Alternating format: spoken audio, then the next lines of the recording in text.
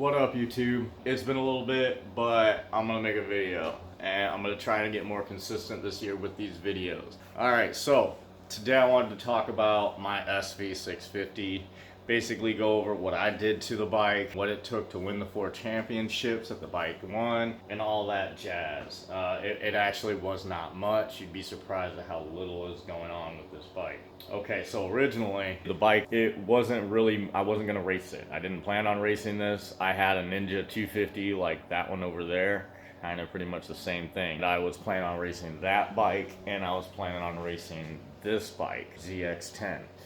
Well, race 1 came up, and I had both these two bikes prepped really good.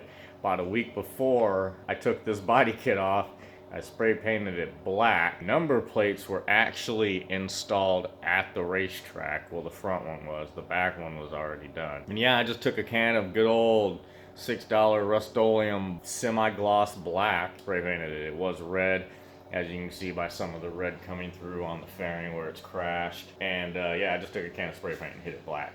I didn't care if it looked good, I didn't care if it was pretty. Pretty doesn't win the race. But that being said, I wasn't really worried about racing this bike. I was just gonna use this bike to get overall points. My goal was a top 10 plate. So I had these 3 bikes. I was gonna enter a lot of races, not worry about where I placed, and just keep entering all year long. Well, that's not exactly how things went. It's racing. And racing never goes as planned. That being said, went out there on the 250 first practice session, and I realized that the 250 is not going to hang with 300s. I didn't even race that bike. Didn't enter it, didn't race it. Was like, alright, guess that's not happening. Went out to practice on this bike. Wasn't bad. I didn't hate it. It was okay. But when I went out to practice on this bike, the brakes and the seating position was way different. Way different. The brakes on this were stopping. This bike here didn't have any brakes. Bled the brake lines and I put new brake pads in, but the calipers were shit. The master cylinder was shit. So it really didn't have any brakes. It was sad. So what happened was I entered races for both these 2 bikes, and this one had a few races before the 1000. So I raced this one. When I did all those races, then I went over to the 1000. My first race on the 1000, going into like turn 2 or 3, I hit that front brake because we finally got up to a little bit of speed. Yeah, endoed that thing and sailed it off into the sunset, ran off into the field.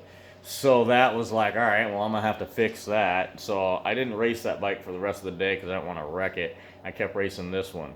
I was getting my ass kicked all day. By the end of the day, I pulled off 2/3. Last race of the day, I was actually in first place. And then I crashed. Running theme for this year. So I crashed, almost got ran over, didn't get ran over, which was nice. Guy that ran into me broke his collarbone, which really sucks. Doing okay now. I got a cat. She's eating something. I don't know what it is, but I gotta get it. It was foam. She was eating foam. What happened was there was a seep of water and a crack in the corner, and I just lost the rear tire on that. Got back up, said, all right, I guess we're racing this bike this year.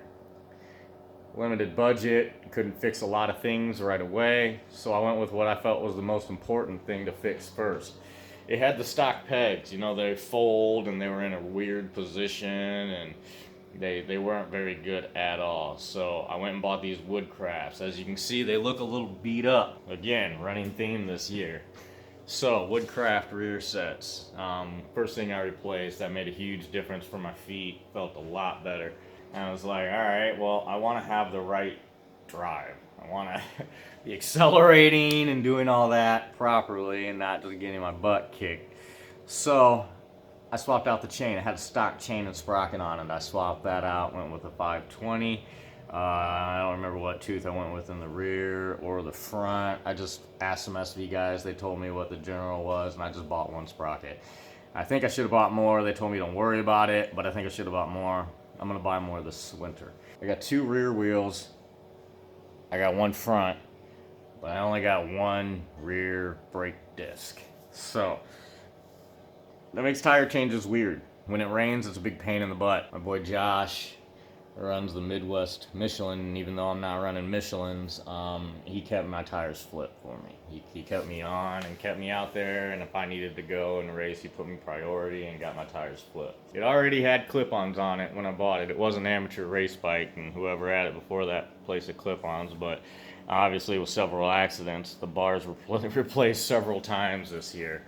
I think I got like 6 or 7 spare bent up bars. Next thing I needed to do was the brakes. I needed to do the brakes. The brakes had to go. So we went overboard. We went and got this nice Brembo. Spent a little pretty penny on this Brembo. Went to Coromoto. Got the Coromoto brake lines. Got them a little bit longer than I needed. Went on eBay. Found the prettiest looking set of brake calipers could find on there. And I bought them. And they worked so much better than the ones I had. I was talking about building a rebuild kit, but again, I talked to the SV guys and they told me that it's a crap shoot. You could rebuild it and the calipers could just be crap anyways. Your best bet is just buy a new clean looking set. So I was like, all right. And it was actually a lot easier. I didn't really feel like rebuilding the damn things anyways. So, and they work great. The brakes on this thing is that. They break pretty similar. That's got a different master on it. It'll get a Brembo put on it, but an accident took that master out and I needed one to replace it. Just troubleshoot the bike, make sure the bike was straight and everything. So I spent about $700 on the brakes. I think I spent about $750 on the motorcycle. The motorcycle was a package deal. I bought this motorcycle and I bought that Ninja 250 I told you about. I ended up selling that Ninja 250 for like $800 or something. So I made this thing $700, something like that. But the total bill for the 2 bikes was $1,500, and that's what I paid for them. Forks, oil changed. I do have emulators and all that good stuff that you're supposed to have in your stock forks to make them as good as they possibly can. The body kit, as you can see, has been through some stuff. It is 100% zip tied to the bike. There are no hard fasteners holding this on. The only hard fasteners are the Zeus fasteners holding the body to the body. Other than that, you've got zip ties all over. You've got zip ties holding to zip ties. That's it. That's all that's holding this thing on the bike is a whole lot of zip ties. I'm pretty much a big believer in zip ties. Even the tail is zip tied on. As you can see, the tail is from a '09 GSXR 1000 I used to race. It fit. I like the lowness. It's got me way down in the bike, way down in the bike. I don't like to be sitting on top of surfing on a motorcycle. I like to be down in the center of gravity of the bike. I believe at that lowness of that seat and the low center of gravity is what got me those 7 first places. It was pouring down rain and I was able to gap everybody because I was low and comfortable and planted. I wasn't all tippy, I didn't feel washy, I didn't feel any slippage. I felt low, planted, and ready to go. And that's why I believe I won those races and was able to go so much faster than everybody in the rain. It just felt solid. It didn't feel like I was riding in the rain so much. But it's very uncomfortable. It can be very uncomfortable and very hard on your legs. As you can see, there's not much room between the pegs and the top of the seat. You're in a very crunched position. And yes, it is very uncomfortable on your legs after a while. Towards the end of the GTO or GTL races, I was begging for the white flag generally. I was just, come on, please, white flag, give me the white flag, white flag, white flag. And because my legs were generally just painful, and it would sometimes take me a second to get off the bike and get my legs straight again. But you gotta do what you gotta do. Next bike, it won't be that low. We'll be raising it up a little bit, but I probably will keep this tail, at least if the bike's not around. The tail will be so I can drop that in if I do get into a rain situation. That's pretty much it. There's my girl Chloe. She's watching over, making sure everything's okay. Yeah, that's pretty much it. That's everything it took to win a championship. It wasn't much, as you can see. I didn't have to go out and spend a whole lot. Probably wondering, this is brand new, ProMotion throttle, but it's only brand new because the one that was on there was wrecked in a crash. The bike came with one on there, and actually the one that was on there didn't have the right spool inside. So I got the throttle turn a little bit shorter now. I did end up replacing the rear brakes but that was literally because of they seized up, and it had to be, the whole thing had to be replaced. I don't use the rear brake that much, but I definitely need to get through tech. So, and they want to know that your rear brake works. So, you gotta have a functioning rear brake. It doesn't have a rear shock. If you can see, there you go, 06 ZX14. That's a stock shock off of a big old sport motorcycle.